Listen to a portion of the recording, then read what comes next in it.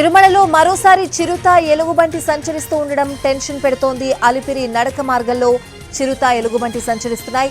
చిరుత ఎలుగుబంటి కదలికలు అక్కడ ఏర్పాటు చేసిన ట్రాప్ కెమెరాలో రికార్డ్ అయ్యాయి.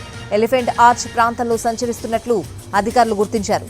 రాత్రి వేళల్లోనే కాకుండా మధ్యాహ్నం సమయంలోనూ చిరుత కదలికలను అధికారులు గుర్తించారు.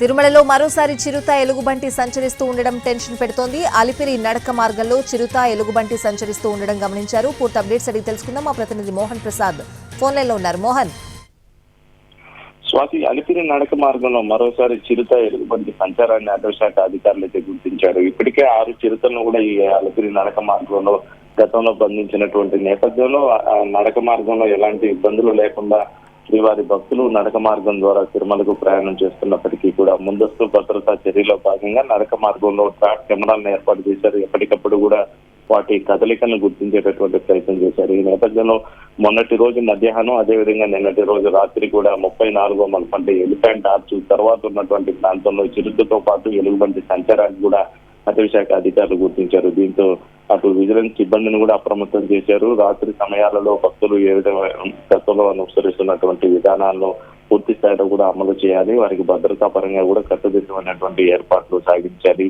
7వ మైలు నుంచి కూడా నరసింహస్వామి ఆలయం వరకు కూడా పూర్తి స్థాయిలో గస్తీని నిర్వహించాలంటూ కూడా టీటీడీ అధికారులు సూచించారు. Swathi. Right Mohan, thank you.